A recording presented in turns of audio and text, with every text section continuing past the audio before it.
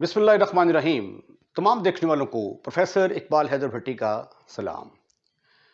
My dear student, आज का जो लेक्चर है ये एग्जामिनेशन पॉइंट ऑफ व्यू से बड़ा इंपॉर्टेंट है।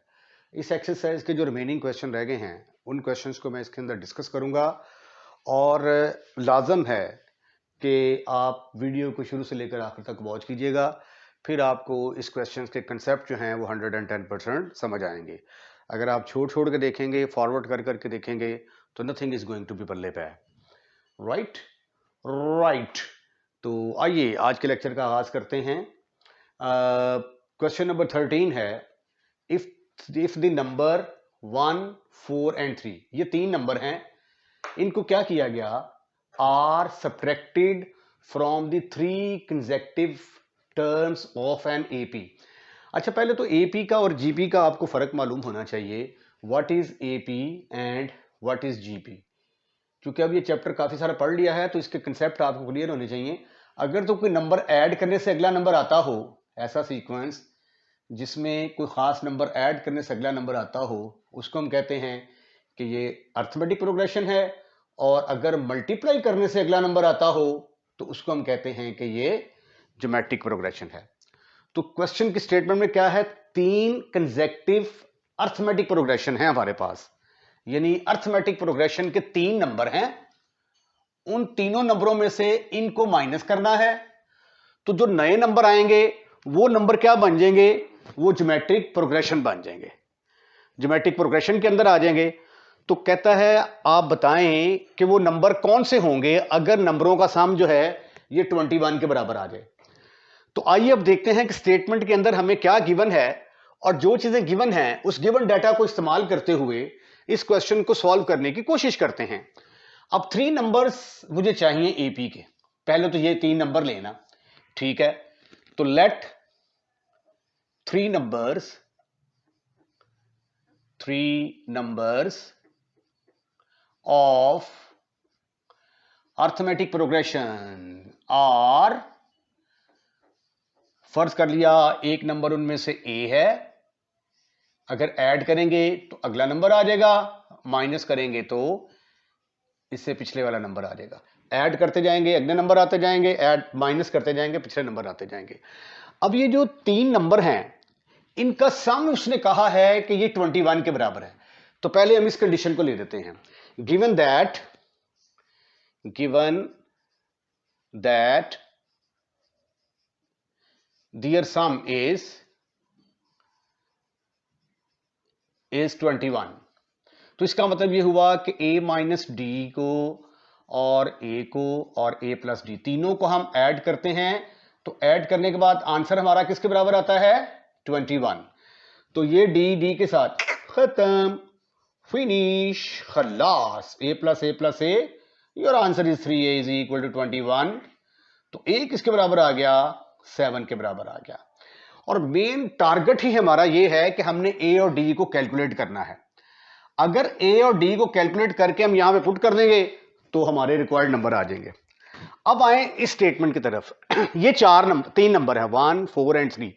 इनको क्या किया जाता है, इनमें से माइनस किया जाता है according to second condition, according to second given condition.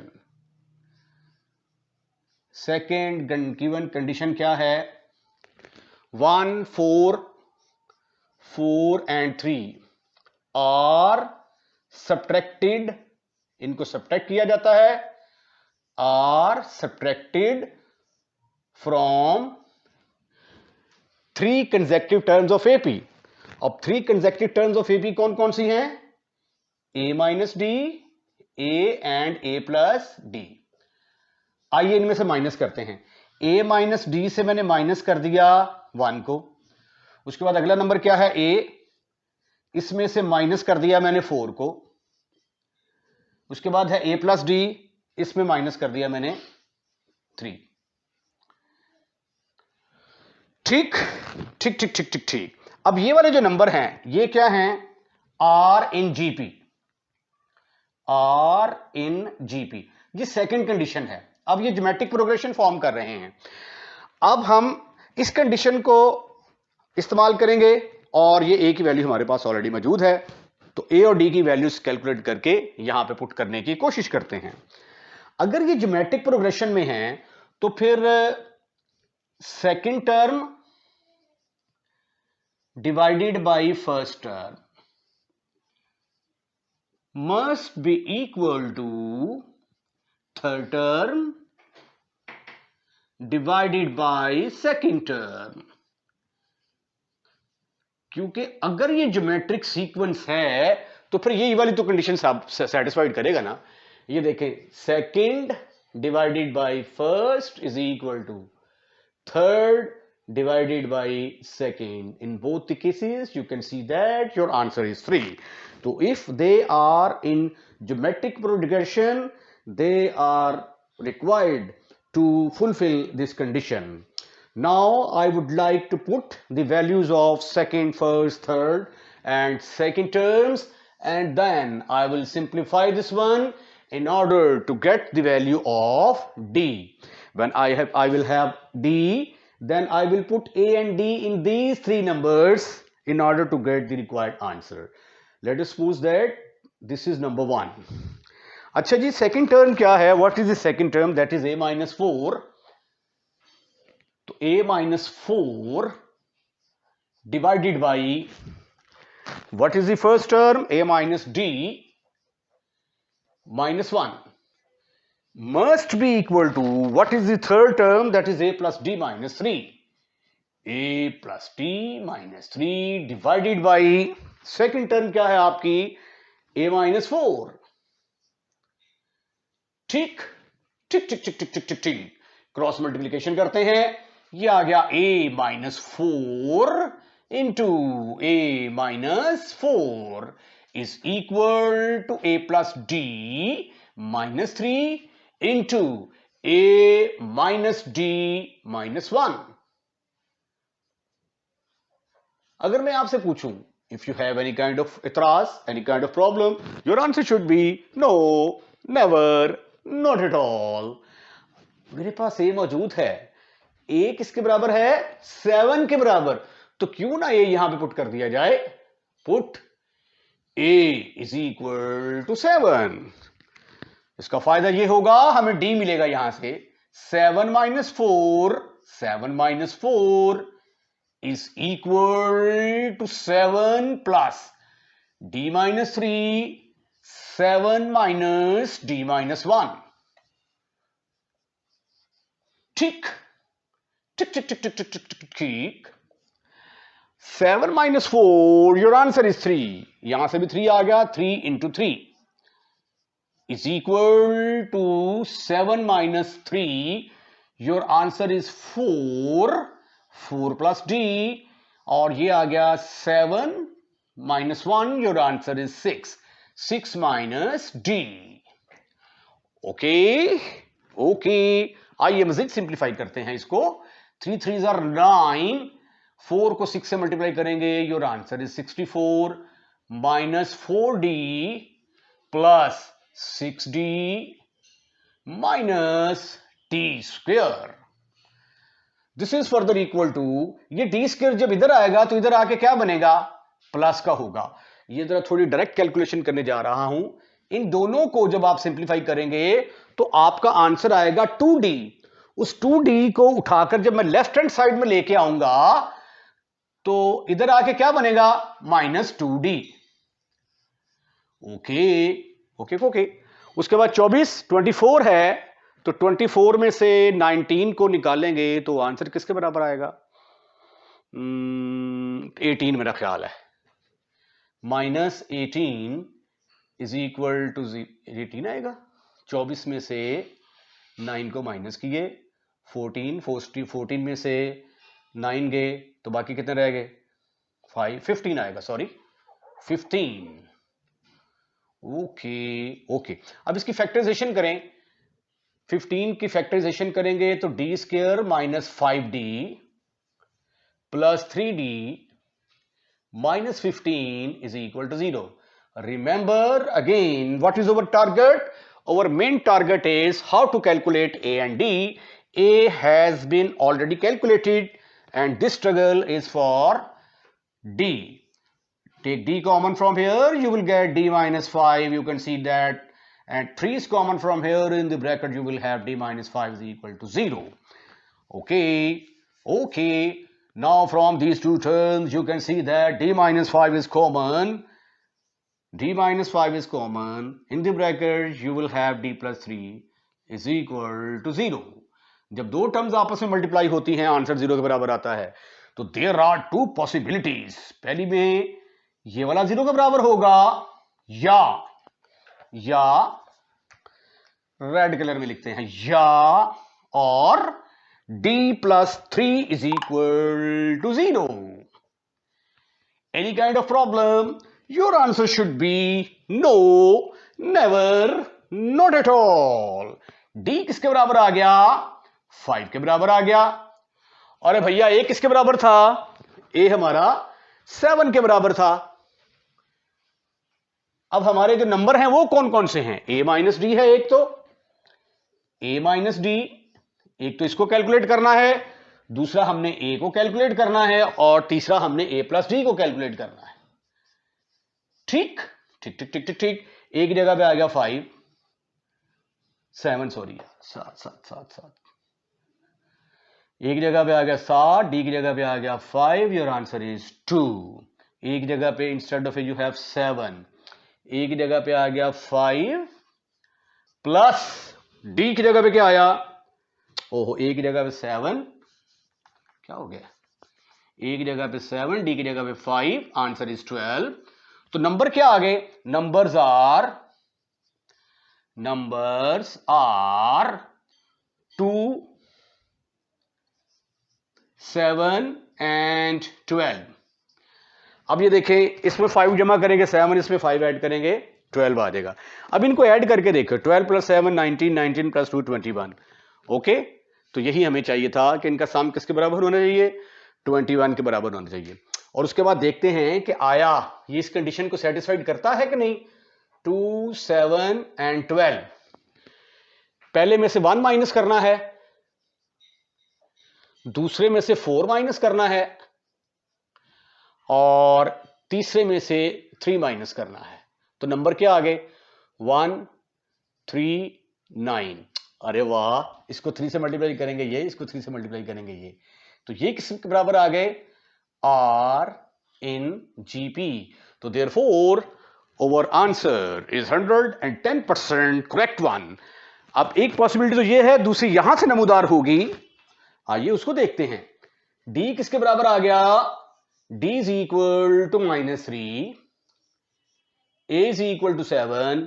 पहला नंबर है A माइनस डी का, A की जगह पे पुट कर दिया 7, D की जगह पे 3, तो नंबर आ गया मेरे पास 10. फिर A मेरे पास आया 7 के बराबर. A प्लस डी किसके बराबर आया? A की जगह पे 7, D की जगह पे 3, नंबर आ गया 4. तो नंबर मेरे पास कौन से आ गए? 7, 10 और 7, सॉरी 10, 7 एंड 4. 10, 7 एंड 4. पहला नंबर 10, फिर 7, फिर 4. अब इसमें से 3 कम करेंगे, ये आ जाएगा. इसमें से 3 कम करेंगे, ये आ जाएगा. आइए अब हम इसको चेक करते हैं कि आया 10, 7 और 4 में से अगर हम माइनस करते हैं 1, 4, 3, 1, 4, 3 अगर इनमें से माइनस किया जाए तो क्या आंसर आता है? 10 में से 1, 7 में से 4, 4 में से 3, 9, 3, 1. अरे वाह, क्या बात है आपकी. ये भी किसके बराबर आ गया? ज्योमेट्रिक प्रोग्रेशन के बराबर आ गया. और इसमें r किसके बराबर होगा? 1/3, क्योंकि इसको 3 से मल्टीप्लाई डिवाइड करेंगे ये आ जाएगा, इसको 3 से डिवाइड करेंगे ये वाला आ जाएगा. तो ये एक्चुअली समझाने के लिए, this is just for concept, this is not this is not the part of the solution, this is just for concept. आपके कंसेप्ट करने के लिए, क्लियर करने के लिए है. इसी तरह ये जो मैंने रफ में किया है, ये भी जो है ये आपके कॉन्सेप्ट क्लियर करने के लिए है. For concept only, not is part of the solution. Okay, तो अब आपने अगला काम क्या करना है? अब आप इसका स्क्रीनशॉट लेंगे, take the screenshot of this one, और इसके साथ ही ये एक इंपॉर्टेंट क्वेश्चन का सॉल्यूशन खत्म, फिनिश, खलास। Question number 14, the last question of this exercise is also very important for examination point of view. इसकी स्टेटमेंट जो है मिलती जुलती है क्वेश्चन नंबर 13 के साथ, सिर्फ थोड़ा सा फर्क है। वहां पे हमने अर्थमेटिक प्रोग्रेशन के 3 नंबर लिए थे, तो कुछ नंबर सब्ट्रैक्ट किए थे, इसमें ऐड करने हैं। ठीक है, स्टेटमेंट को जरा गौर से देखें। 3 numbers in AP are, 3 number जो एपीएस में लेते हैं वो कौन कौन से लेते होते हैं आप? ए प्लस डी और ए माइनस डी। ठीक है, 3 number in AP are increased by, इनको क्या किया जाता है? इंक्रीज कर दिया जाता है। पहले को 1 इंक्रीज कर दिया जाता है, दूसरे में इंक्रीमेंट 4 और 15, तो यानी इसमें 1 ऐड कर देंगे, इसमें जो है ये आप 4 ऐड कर देंगे, इसमें आप 15 ऐड कर देंगे। तो ये जो नए नंबर आएंगे, ये नए नंबर क्या करेंगे? ज्योमेट्रिक प्रोग्रेशन फॉर्म करेंगे। ठीक है, ज्योमेट्रिक फॉर्म प्रोग्रेशन फॉर्म करेंगे तो हमने क्या करना है? ये तीनों नंबर्स मालूम करने हैं। ये 3 नंबर जो है ये हमने मालूम करने हैं। अगर इनका सम जो है वो किसके बराबर हो? 6 के बराबर। तो एज यूजुअल, बिल्कुल जिस तरीके से the proof of this question is exactly on the same line as I have done in the previous question. तो first of all I would like to suppose 3 numbers of AP. Let 3 numbers of AP are let 3 numbers of arithmetic progression are, वो 3 number कौन कौन से suppose करते होते हैं? ए इधर add कर देंगे, इससे पिछले वाले में माइनस कर देंगे। अब इसमें डी ऐड करेंगे, ये आ जाएगा, इसमें डी ऐड करेंगे, ये आ जाएगा। अब इनका सम जो है वो किसके बराबर है? That is equal to 6। Given that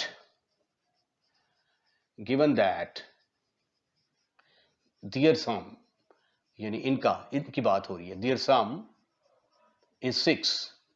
तो पहले ही हम एक कंडीशन यहां से निकाल के रख लेते हैं। ये देखें, तीनों को ऐड किया और आंसर किसके बराबर आ गया? 6 के इक्वल आ गया। डी के साथ खत्म, फिनिश, खलास। a plus a 3a is equal to 6। a हमारे पास आ गया 2। मेन टारगेट जो है हमारा पता क्या है? हमने a और d कैलकुलेट करना है। तो देखें जी, आधा क्वेश्चन तो यहीं पे हल हो गया। a तो हमें मिल गया, अब अगर हमें d मिल जाए तो क्या ही बात है, मौजे हो जाएंगी जी। वो a और d हम इसके अंदर पुट करेंगे तो हमारे पास रिक्वायर्ड नंबर्स आ जाएंगे। अब हम इस कंडीशन को यूज करते हैं कि जो 3 नंबर्स हैं अर्थमेटिक प्रोग्रेशन के, ये जो 3 नंबर हैं, इनमें हम ये नंबर ऐड कर देते हैं अकॉर्डिंग टू गिवन कंडीशन जो गिवन कंडीशंस होती हैं उन्हीं को इस्तेमाल करते हुए क्वेश्चन को प्रूफ करने की कोशिश करनी होती है। According to given condition, if 1, 4, 15 are subtracted from, are added, increase का मतलब होता है ऐड करना, are added in a minus d, a and a plus d, then they are in GP।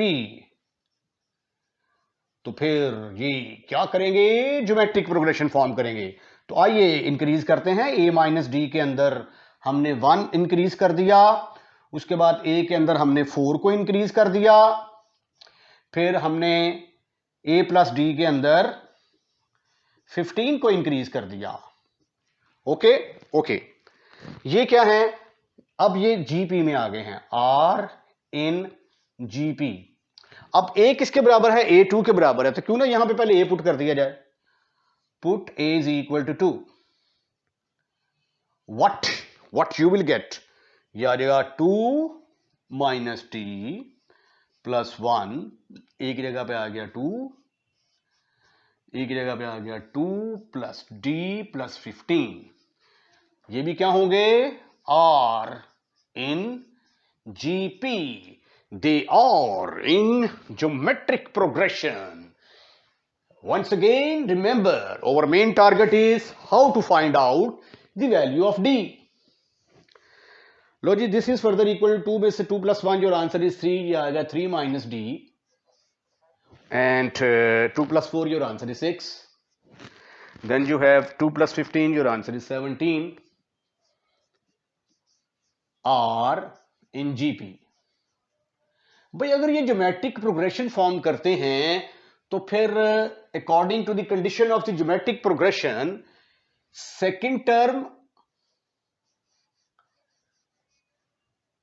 Divided by first term must be equal third term divided by second term.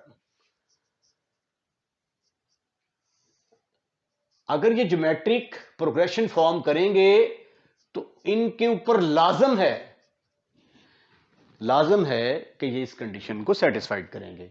अब second term क्या है मेरे पास, that is equal to 6 over 3 minus d is equal to third term मेरे पास है 17 plus d divided by second term that is equal 6.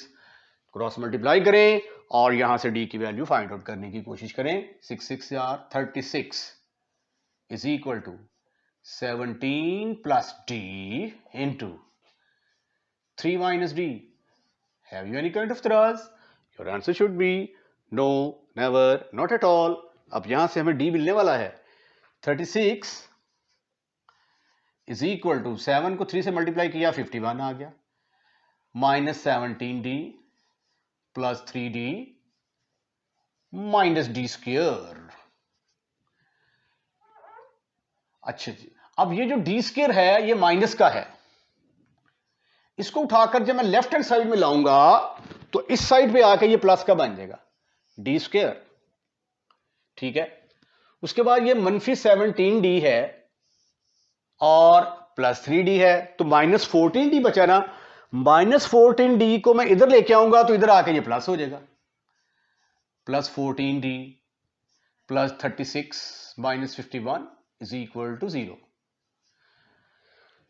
14 ये 15 आ जाएगा जी. डी स्क्वायर प्लस 14d प्लस नहीं माइनस 15 इज इक्वल टू 0. अब होगी इसकी फैक्टराइजेशन.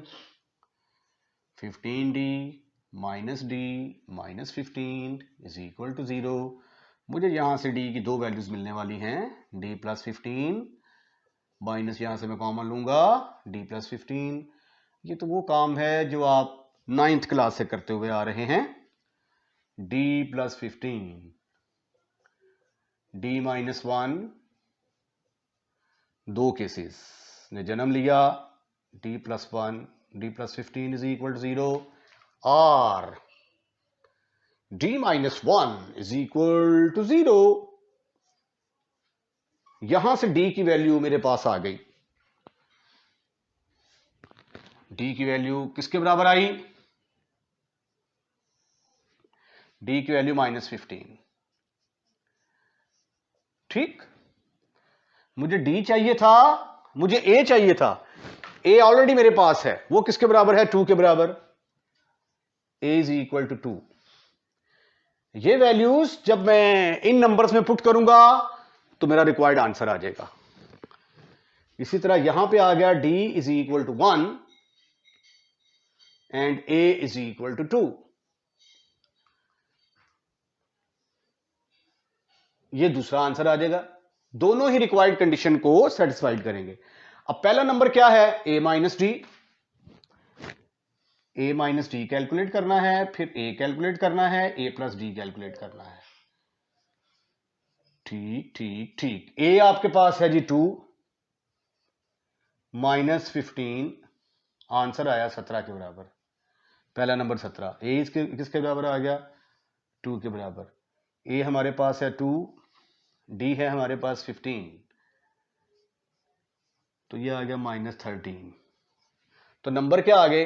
द नंबर्स आर 17, फिर 2, फिर माइनस 13.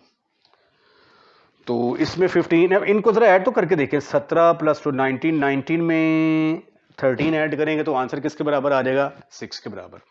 तो अब देखते हैं कि आया ये उस कंडीशन को फुलफिल भी करता है या नहीं। रफ काम है, जस्ट फॉर कंसेप्ट। नंबर है मेरे पास 17, नंबर है 2 और -13। अब कौन कौन से नंबर इसमें से ऐड करने हैं? 1, 4 एंड 16। इसके अंदर 1 ऐड करूंगा, इसके अंदर 4 और इसके अंदर 15। तो ऐड करने के बाद इनको क्या होना चाहिए? ज्योमेट्रिक प्रोग्रेशन फॉर्म करना चाहिए। 17 + 1, 2 + 6 -13 + 15। तो ये आ गया 18, 8, 2 + 4, ये आ गया 6 और यहां पे आ गया 2। तो इसको 3 पर डिवाइड किया तो ये आ गया, इसको 3 पर डिवाइड किया तो ये आ गया। और ये देखें ये क्या कर रहा है? ज्योमेट्रिक प्रोग्रेशन फॉर्म कर रहा है। तो जो क्वेश्चन की स्टेटमेंट है वो 110% फुलफिल हो रही है। तो आइए अब इनको सॉल्व करने की कोशिश करते हैं। अब नंबर मेरे पास क्या है? एक तो है a - d, एक है a और एक है a + d। अब इनके अंदर वैल्यूज पुट करके सिंप्लीफाई करने की कोशिश करते हैं। a की वैल्यू 2, d की वैल्यू 1, आंसर इज 1। a की वैल्यू 2, उसके बाद a की वैल्यू 2, d की वैल्यू 1, योर आंसर इज 3। तो नंबर्स क्या किसके बराबर आ गए? नंबर्स नंबर आ गए जी हमारे पास 1, 2 एंड 3। ठीक, इनको भी जब आप ऐड करते हैं तो आंसर किसके बराबर आता है? Answer is 6। तो अब इसको भी करके देखते हैं कि आया 1, 2, 3 के अंदर जब हम 1, 4 और 6 ऐड करते हैं, इसमें 1 ऐड कर दिया, इसमें 4 ऐड कर दिया, इसमें 15 ऐड कर दिया, तो जो नंबर आए हैं वो किसके बराबर आ गए? 2, 6 एंड 18। इसको 3 से मल्टीप्लाई करेंगे 6, इसको 3 से मल्टीप्लाई करेंगे 18। तो ये भी किसके बराबर आ गए? RNGP। तो ऐड करने के बाद इनको किसके बराबर आना चाहिए था? GP के बराबर आना चाहिए था, जो कि आ गए। तो रिक्वायर्ड कंडीशन इज फुलफिल्ड। इसके साथ ही इस क्वेश्चन का सॉल्यूशन कंप्लीट, खत्म, फिनिश, खल्लास। स्क्रीनशॉट लें और इसके साथ ही आज का लेक्चर हम यहीं पे वाइंड अप करते हैं। अगर आपको हमारी वीडियो पसंद आई है तो इसको लाइक कीजिएगा, लाइक करने के बाद दोस्तों में शेयर करना मत भूलिएगा। और अगर आपने हमारा चैनल सब्सक्राइब कर दिया है तो थैंक यू वेरी मच, और अगर नहीं किया तो बराए मेहरबानी हमारे चैनल को सब्सक्राइब करें और अपने दोस्तों रिश्तेदारों को भी इन्वाइट करें कि हमारे चैनल को सब्सक्राइब करें। सब्सक्राइब करने को कोई भी एक्स्ट्रा चार्जेस नहीं है। जब भी आप वीडियो वॉच कर रहे होते हैं तो सब्सक्राइब रेड कलर का लिखा हुआ आ रहा होता है, जस्ट आपने उसको टच करना है, चैनल सब्सक्राइब हो जाएगा। और अगर आप चाहते हैं कि हर नए आने वाली वीडियो सबसे पहले आपके पास पहुंचे तो बेल आइकॉन के बटन को दबाएं, तो जो भी वीडियो हम अपलोड करेंगे वो सबसे पहले आपके पास आएगी।